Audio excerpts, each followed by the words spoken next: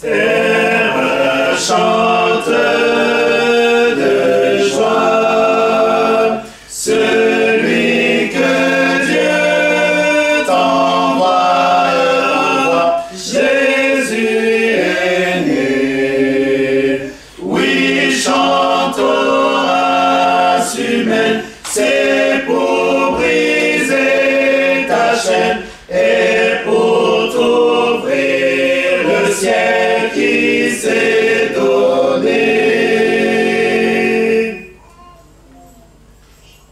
Ton Seigneur est ton maître, pour toi voulu connaître la pauvreté.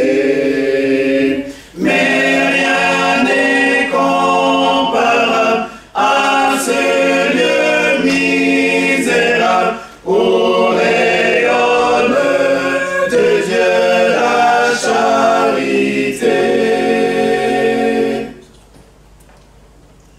Cette crèche est un temple où la foi te contemple, ô roi des rois, car c'est là que commence le sacrifice immense que tu dois achever sur une croix. Africa, ton école, loin du monde frivole, Jésus sauveur, dans l'amour qui pardonne, s'humilie et se donne, j'apprenne le secret du vrai bonheur.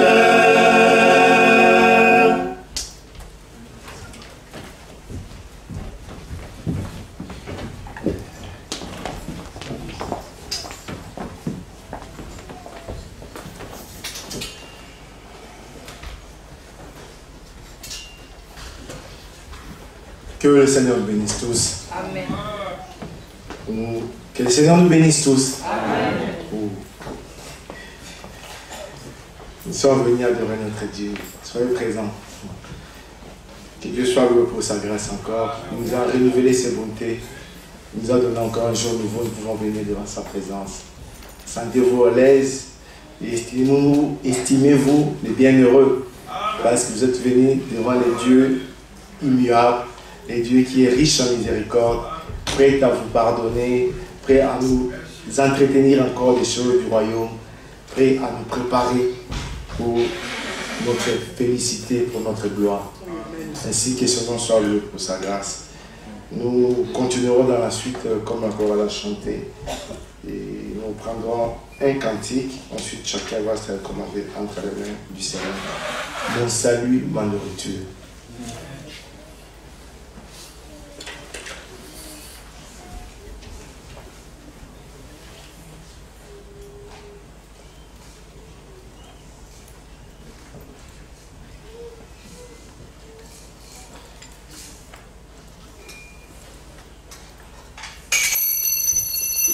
Mon salut, ma nourriture,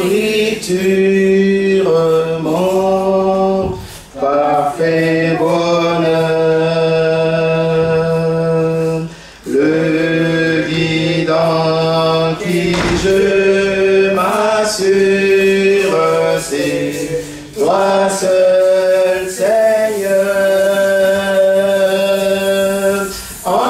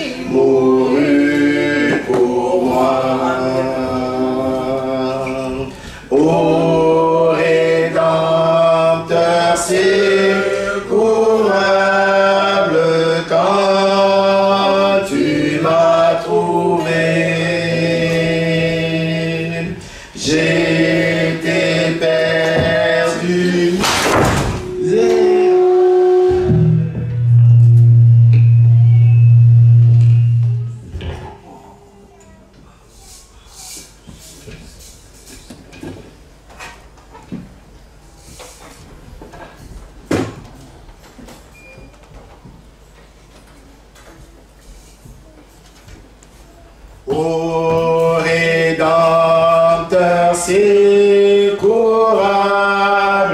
quand tu m'as trouvé,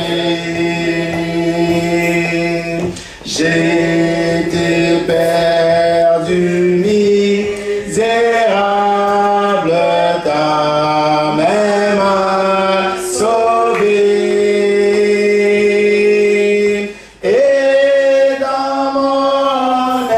Suffisance, j'éprouve en tout temps que le soin de ta clémence sont des soins constants. La paix, la vie éternelle sont les lots de tien. Ta faveur perpétuelle me comble des biens. Par la foi de l'évangile, mon cœur transformé ne veut que toi pour asile, sauveur bien-aimé. Ta sagesse, ta justice, ta fidélité sont ma gloire, mon délice, ma tranquillité.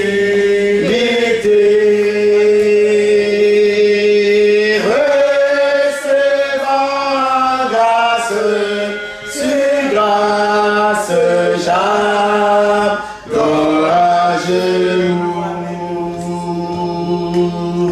Ta tendresse qui surpasse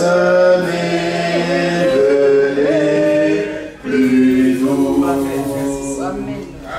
Que le Seigneur soit loué. Il fait toutes choses bonnes en son temps. Nous sommes là pour l'adorer. Ainsi, soyons attentifs à tout ce qui sera fait. Nous allons nous lever, nous allons tous nous recommander entre la main du Seigneur. Dieu, notre Père, nous te rendons grâce. Nous te louons, toi qui as rendu possible cet après-midi. Seigneur, nous ne sommes pas venus nous voir les uns les autres. C'est toi qui nous sommes venus contempler. C'est toi qui nous sommes venus adorer. C'est toi qui nous sommes venus voir. Seigneur, laisse-toi voir chacun d'entre nous. Révèle-toi à nous encore au travers de cette occasion que tu nous donnes. Tu as dit, Seigneur, que là où Dieu t'a soigné à ton nom, tu es au milieu d'eux. Nous voulons te rencontrer encore cet après-midi. Seigneur, merci pour Golgotha. Ton sang a coulé, c'était à cause de nos iniquités, de nos péchés, de nos fautes, afin que nous soyons réconciliés avec toi, notre Père. Merci pour Golgotha. Merci pour le sang versé. Merci pour ta miséricorde. Ainsi, visite-nous encore, Père, au travers de ta parole. Oh Dieu, nous te consacrons ce moment. C'est le temps que tu as rendu possible pour chacun de nous. Seigneur, que ce ne soit pas en vain, bien-aimé Seigneur. Nous voulons te rencontrer ce jour-là dans les airs. Mais c'est ici d'abord que nous voulons te rencontrer. Ainsi, prépare nos cœurs pour cela. Ce qui manque, ce qui fait défaut, ce qui dérange, qu'il soit extirpé, car tu as payé le prix et même tu as payé au double. Sois-nous favorables, Seigneur. Nous t'abandonnons toutes choses. Sois-nous vraiment favorables. Oh, que la gloire de notre te revienne. Toi, les vainqueurs de Golgotha. Tu as vaincu tout, bien-aimé Seigneur. Sois le maître en ces lieux. Sois celui qui conduit de vie à la fin. Seigneur, règne, Seigneur, dans ta maison, car nous sommes ton peuple, que tu as racheté au prix de ton propre sang. À toi la gloire, l'honneur, la louange, Père. Bénis de vie à la fin, Seigneur. Rends-nous attentifs à ce que tu as encore accompli en chacun de nous. Dans les précieux et merveilleux noms de notre Seigneur Sauveur Jésus-Christ, nous t'avons prié et dédié ces moments, Père. Amen. Que le Seigneur nous bénisse. Je vais inviter le frère Nicolas qui nous conduira encore la fête.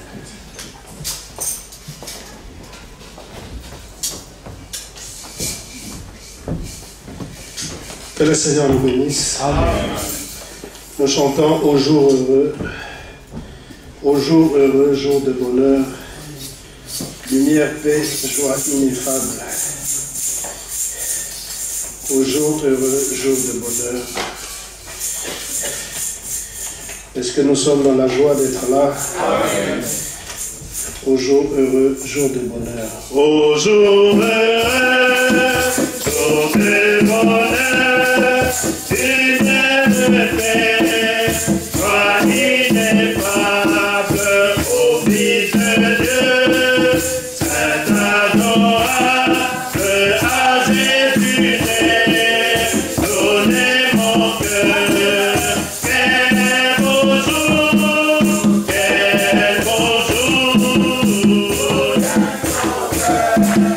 Jésus l'amour, il notre amour, c'est le paradis, Jésus pardon, et pour partir, c'est le beau jour, c'est le beau jour, pour d'accord, Jésus l'amour.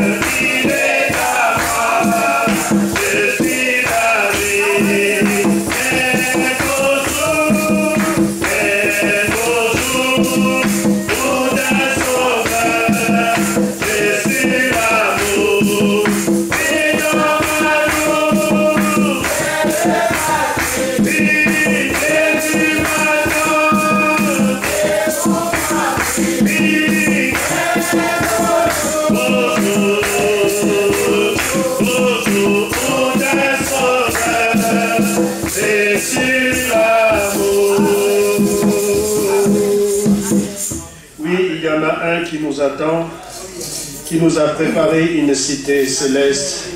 Nous chantons, laissons voir notre Dieu. Nous qui aimons le Seigneur, n'est-ce pas que nous aimons le Seigneur? Laissons voir notre Dieu, nous qui aimons le Seigneur. Laissons voir notre Dieu.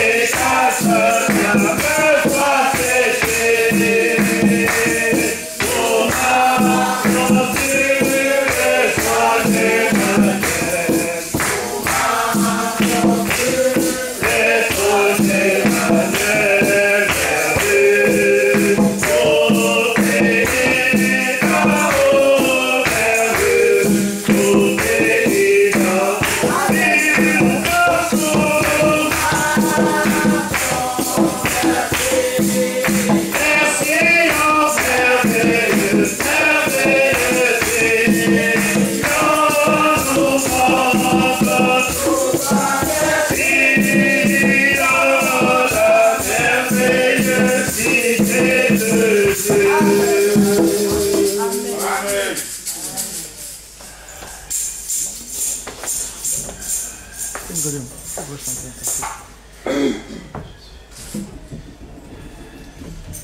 Seigneur nous bénisse tous. On va chanter un dernier cantique. Voici maintenant la révélation.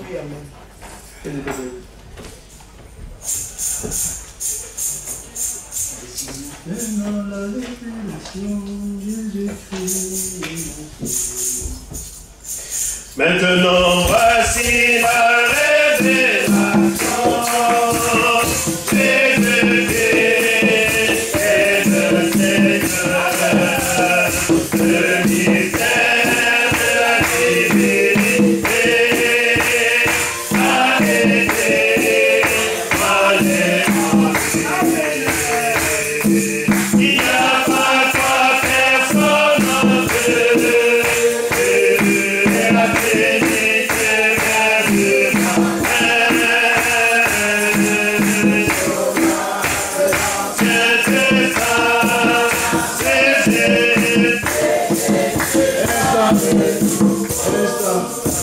Bon, à la place de Jéhovah, on va mettre Yahvé. Hein? Mettons Yahvé de l'Ancien Testament.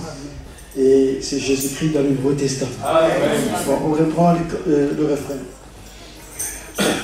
Oh, Yahvé, Jéhovah, de l'Ancien Testament.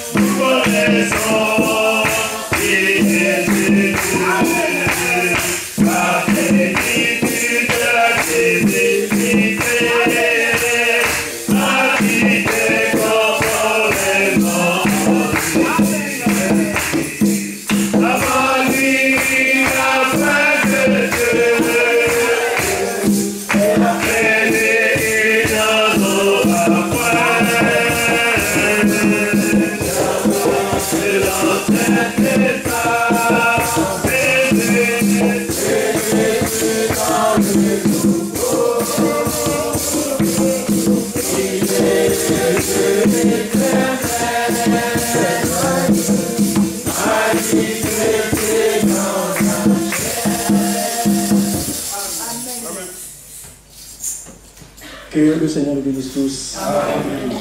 Nous allons lever, nous allons nous recommander entre nous, Seigneur. C'est ce micro qui pose problème. Là-bas, c'est bon. Que chacun de nous puisse se recommander entre les mains du Seigneur.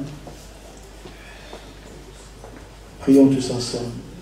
Dieu notre Père, nous te disons merci, Seigneur Dieu, pour ce temps, pour ce moment. Bénis, Seigneur Dieu, ces temps nous allons passer devant ta présence. Accorde-nous, Seigneur, ta parole. Accorde-nous des choses qui sont nécessaires pour notre préparation. Et Seigneur, ouvre notre entendement spirituel. Et afin que ce qui sera dit, ce qui sera prêché, soit totalement révélé. Nous ne voulons pas sortir de ces lieux tels que nous sommes entrés. Et Seigneur, nous voulons, ô Dieu, dans ta grâce pleine de nous, sortir de ce lieu, Seigneur, ô Dieu, étant pleinement changé, transformé, et faisant un nouveau pas avec toi, Seigneur, encore. Bénis mes frères, bénis mes soeurs, bénis ton peuple, bénis ton Église, ô Dieu, notre Père, que l'honneur, la gloire te reviennent, soient dans ta présence, et nous voulons que, Seigneur, toi seul, tu nous instruis dans ta parole. Merci, Seigneur, pour tout, et que ce culte soit totalement dédié, Seigneur, pour le salut des âmes, pour la guérison des malades, et révèle-nous, Seigneur, ton plan, ton dessein, Père, par le nom puissant de Jésus. Nous avons aussi prié, notre Seigneur, notre Sauveur. Gloire, louange, Alléluia, Alléluia, gloire et louange, Alléluia, gloire et louange, Alléluia, que tout soit pour Jésus. Amen. Nous pouvons nous asseoir.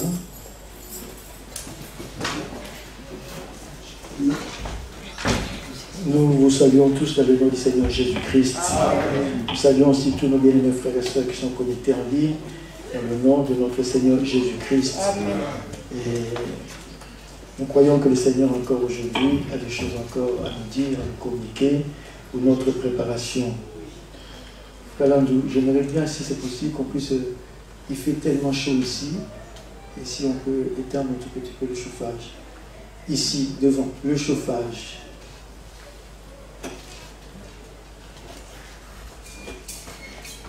J'aurais même voulu vous retenir encore debout pour qu'on puisse lire les Écritures. Allons dans Jérémie chapitre... Levons-nous. Nous allons dans Jérémie chapitre 33. Jérémie chapitre 33.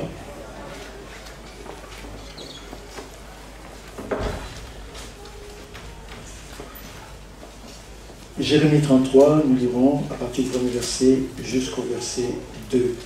Et soyons très attentifs ou attentifs dans ce que nous lisons par la grâce du Seigneur. La parole de l'Éternel fut adressée à Jérémie une seconde fois en ces mots, pendant qu'il était encore enfermé dans la cour de la prison. Ainsi parle le Seigneur, qui fait ces choses, le Seigneur qui les conçoit et l'exécute, lui dont le nom est le Seigneur, ou lui dont le nom est Yahvé. Je reprends le verset 2. Ainsi parle le Seigneur qui fait ces choses, lui dont le nom est Yahvé. Et dans Actes apôtres chapitre 15, nous allons dans Actes apôtres chapitre 15.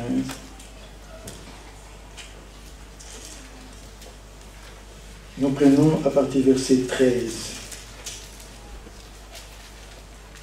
Lorsqu'ils eurent cessé de parler, Jacques prit la parole et dit, « Hommes frères, écoutez-moi.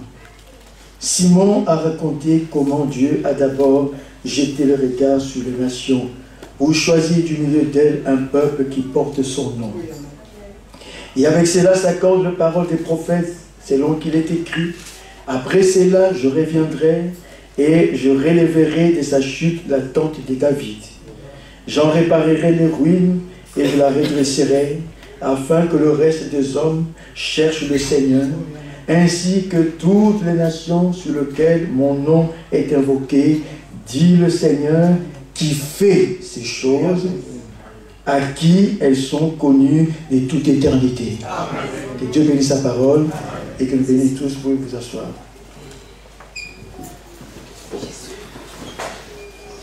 Nous voulons que le Seigneur nous accorde encore sa grâce et nous accorde une bonne disposition de cœur pour que sa parole puisse toucher nos cœurs, nos âmes et que nous puissions faire de nouvelles expériences avec le Seigneur. Et Dieu me fasse grâce aujourd'hui, je puisse continuer un tout petit peu dans ce que nous avons déjà vu le jeudi, et que le Seigneur puisse nous aider à continuer dans cela par rapport à la remarque qui m'a été faite la fois passée. C'est vrai, souvent on dit qu'on doit continuer, mais après on change un peu des sujets. Vous savez, la prédication de la parole ne se calcule pas, ne se prépare pas, comme, entre guillemets, comme dans l'école, où on a déjà bien détaillé les choses qu'on doit prononcer, qu'on doit dire plutôt. Mais la prédication de la parole, on se laisse guider et conduire par le Seigneur. Et des fois, on peut avoir un sujet dans le cœur, on se lève, peut-être directement par un cantique, le Seigneur te conduit à parler d'un autre sujet.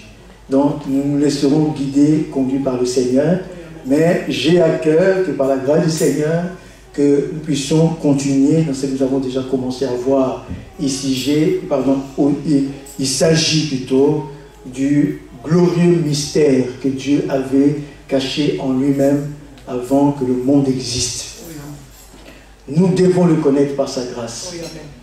Et William Branham pouvait dire que si aujourd'hui nous avons tant de dénominations, c'est parce que les hommes n'ont pas reçu la révélation du mystère qui était caché en Dieu. Parce que la Bible tout entière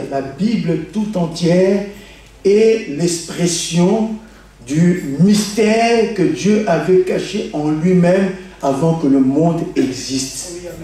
Cela voulait dire les intentions que Dieu avait dans son cœur avant même que le monde existe, Dieu nous les a révélées, mais par le moyen de sa parole qui est la Bible. Voilà pourquoi la Bible ne tolère jamais une interprétation particulière. Vous savez, pour connaître ma pensée, il faut que moi-même, je puisse réellement vous la révéler. Je peux prononcer une parole peut-être que vous connaissez bien, une parole peut-être même aussi en français, mais la pensée qui est derrière cette parole, il faudrait que l'auteur de la parole lui-même vous la révèle. Voilà pourquoi le Seigneur a dit aucune prophétie de l'Écriture. Lisons cela, 2 Pierre, je crois 2 Pierre ou 1 Pierre, je ne sais pas, oui, 2 Pierre chapitre 1, 2 Pierre chapitre 1.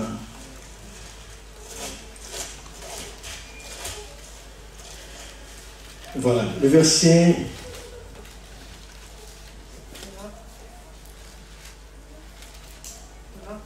Voilà, merci. Le verset 20, merci ma soeur. Sachez tout d'abord vous-même qu'aucune prophétie de l'Écriture, c'est la parole de Dieu. Aucune prophétie de l'Écriture ne peut être un objet d'interprétation particulière. Pourquoi? Car ce n'est pas par une volonté d'homme qu'une prophétie a jamais été apportée, mais c'est poussé par le Saint-Esprit que des hommes ont parlé de la part de Dieu. Ces hommes dont on parle ici, ce sont les prophètes que Dieu a utilisés. Ils étaient poussés par l'Esprit de Dieu. Ils étaient conduits par l'Esprit de Dieu à prononcer des paroles. Et derrière ces paroles, il y avait la pensée de Dieu. Et c'est cette pensée qui doit nous être révélée. C'est ainsi que lorsqu'on prend un homme comme Ésaïe le prophète, il pouvait se tenir devant les hommes, prophétiser cette prophétie que vous connaissez bien, Ésaïe chapitre 7, verset 14. Ésaïe chapitre 7, verset 14. Qu'est-ce qui est dit? C'est pourquoi le Seigneur lui-même vous donnera ainsi. Voici la Vierge deviendra enceinte. Elle enfantera. On parle une vierge deviendra enceinte. Elle enfantera un fils et elle lui donnera le nom d'Emmanuel. Un homme normal ne parlera pas comme cela. Un homme qui a tout son bon sens. C'est totalement irréalisable. Ça ne s'est jamais passé dans le monde. Et si Dieu lui-même ne le réalise pas, rien ne peut se passer. C'est ainsi que Dieu utilise cet homme. Regardez bien que Ésaïe n'annonce pas sa pensée, mais il est en train d'annoncer la pensée du Seigneur. La pensée du Seigneur. Et sans réfléchir, sans raisonner, et lui, il s'élève, il annonce quelque chose qui, du point de vue humain, est totalement irréalisable. Mais ce n'était pas le problème d'Ésaïe. Mais Ésaïe n'avait que comme responsabilité d'annoncer ce que le Seigneur lui avait révélé. Alors c'est Dieu lui-même qui a interprété cette parole. Ce n'était pas les humains qui l'ont interprété, mais c'est Dieu lui-même qui l'a interprété. Mais comment Dieu interprète-t-il sa parole? Mais en l'accomplissant. Lorsque le temps fut accompli, cette prophétie ou cette parole qui était prononcée par la bouche d'un prophète, Dieu lui-même a veillé sur cette parole et Dieu lui-même a accompli cette parole. De telle manière, vous connaissez bien cette parole, cette prophétie, Luc chapitre 1. Allons dans Luc chapitre 1 et regardez comment l'Écriture nous parle d'une manière merveilleuse. Luc chapitre 1, verset 26. Au 6e mois, l'ange Gabriel fut envoyé par Dieu dans une ville de Galilée appelée Nazareth. Rappelez-vous que Dieu veille sur sa parole. Tout ce que Dieu prononce, Dieu veillera là-dessus. Les humains ou les hommes pourront oublier ce que Dieu a dit. Dieu n'oubliera jamais, jamais ce qu'il a dit. Et lui-même, il veille sur sa parole et pour l'exécuter. Ici, nous sommes au temps de l'exécution de la parole de Dieu. Et la Bible dit, au 6e mois, Dieu a envoyé un ange, un messager céleste. Dieu a des messagers célestes et il a des messagers terrestres. Tous ces messagers, ils ne viennent que pour annoncer ce qu'ils ont entendu de Dieu. Aucun messager venant de Dieu annoncera sa propre pensée ou sa propre parole. Chaque véritable messager utilisé par Dieu, ils ont pu annoncer que ce qu'ils ont entendu de la bouche du Seigneur. C'est ainsi que ici, c'était ce que nous allons voir. Ce n'était pas la parole de l'ange Gabriel, mais c'était la parole du Seigneur. Mais l'ange Gabriel qui était le porteur de la parole, le messager est venu vers Marie au verset 7, il dit, il vint auprès d'une vierge fiancée. Une vierge. Parce que Ésaïe avait prophétisé, une vierge concevra. Alors, l'ange fut envoyé vers une vierge à un homme de la maison de David nommé Joseph. Le nom de la vierge était Marie. Regardez comment Dieu travaille. Et c'est qu'aujourd'hui, parmi ceux qui disent croient la Bible, ils ont beaucoup de difficultés parce qu'ils n'arrivent pas à comprendre comment Dieu travaille. Si vous réalisez, si vous considérez, il y a beaucoup de prophéties bibliques dans l'Ancien Testament. Lorsque ces prophéties sont annoncées, les noms des personnes concernées ne sont pas nommés. Mais on découvre la réalité du nom de ces personnes lorsque le temps de l'accomplissement de cette parole arrive. Regardez, lorsque Ésaïe le prophète a annoncé qu'une vierge concevra, personne ne savait le nom de la vierge. Mais lorsque le temps de l'accomplissement est arrivé, Dieu révèle le nom de la vierge. Et aujourd'hui, avec beaucoup de certitude, nous disons que la Vierge dont Ésaïe le prophète avait prophétisé, il s'agit de Marie. Parce que c'est avec Marie que cette parole s'est accomplie. Vous êtes avec moi? C'est avec Marie que cette parole s'est accomplie. De la même manière qu'aujourd'hui, c'est que le Seigneur avait prophétisé, l'avait fait annoncer par la bouche de son serviteur Malachie, Malachie le prophète, qui a pu annoncer dans Malachie 4, Malachie 4, versets 5 et 6b, il pouvait dire, je vous enverrai Élie le prophète, avant que le jour de l'Éternel arrive, ces jours grands et redoutables, et le nom de la personne n'était pas donné, mais au temps de l'accomplissement de cette prophétie, le nom de la personne nous est révélé. Aujourd'hui, avec tant d'assurance et certitude, nous pouvons dire que William Branham, il est le prophète Élie, qui a été annoncé par Malachie, chapitre 4, et verset 5, 6b. Ça, nous le croyons avec une ferme foi. Le Seigneur Jésus-Christ de son vivant, lorsqu'il parlait dans Matthieu 24, annonçant les événements qui surgiraient à la fin du temps, il pouvait dire dans la parabole, quel est ce serviteur fidèle et prudent que son maître établira sur les autres domestiques pour leur donner la nourriture au temps convenable. C'est une prophétie, oui, c'est une prophétie, et cette prophétie devait s'accomplir en son temps, et le temps de l'accomplissement, c'est le temps dans lequel nous vivons. Mais remarquez bien que cette prophétie a été lue des années, de génération en génération, mais mettre le nom de la personne qui était citée là, on ne connaissait pas ses noms, mais aujourd'hui, nous connaissons le nom de la personne dont le Seigneur Jésus-Christ avait parlé. Et nous pouvons dire avec assurance, certitude, quel est ce serviteur fidèle et prudent? Il s'agit d'Eva de Franck. Dieu ne se trompe pas. Nous ne sommes pas retrouvés dans ce que les hommes sont en train de faire, mais nous sommes retrouvés dans ce que Dieu lui-même est en train de faire. Soyez heureux, bien-aimés frères et sœurs. Remercions le Seigneur. Regardez qu'il y a tant de dénominations, il y a tant de gens qui prient dans le monde entier aujourd'hui, mais combien savent ce que Dieu avait promis et ce que Dieu a réalisé, et combien se retrouvent dans ce que Dieu est en train de faire. Moi, je suis heureux parce que je fais partie, je suis une partie de la Bible. Oui, amen. Ça, c'est vrai. Merci, Seigneur. Je suis une partie de la Bible. Oui, amen. Vous aussi, vous êtes une partie de la Bible. Est-ce que vous le croyez? Oui, mais lorsque le Seigneur disait, je vous enverrai Élie le prophète. Oui, le vous là, c'est vous et moi. Donc nous sommes dans la Bible. Oui, amen. Et nous reconnaissons aujourd'hui notre position. Oui, amen. Lorsque le Seigneur pouvait dire, quel est ce serviteur fidèle et prudent que son maître établira sur les autres domestiques? J'ai dit merci Seigneur, parce que je me retrouve parmi ces domestiques sur lesquels le serviteur fidèle et prudent est établi. Écoutez bien, il n'est pas le chef. Non. Notre chef, la tête est dans le ciel. C'est notre Seigneur Jésus-Christ.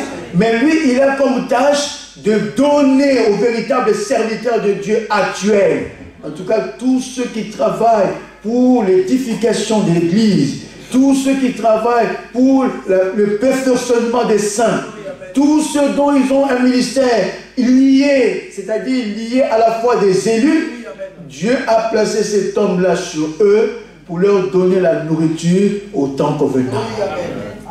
Nous disons merci Seigneur. Merci, Seigneur. Parce que tu avais pensé à moi, Oui, tu avais pensé à nous. Amen. Merci Seigneur. Amen. Amen.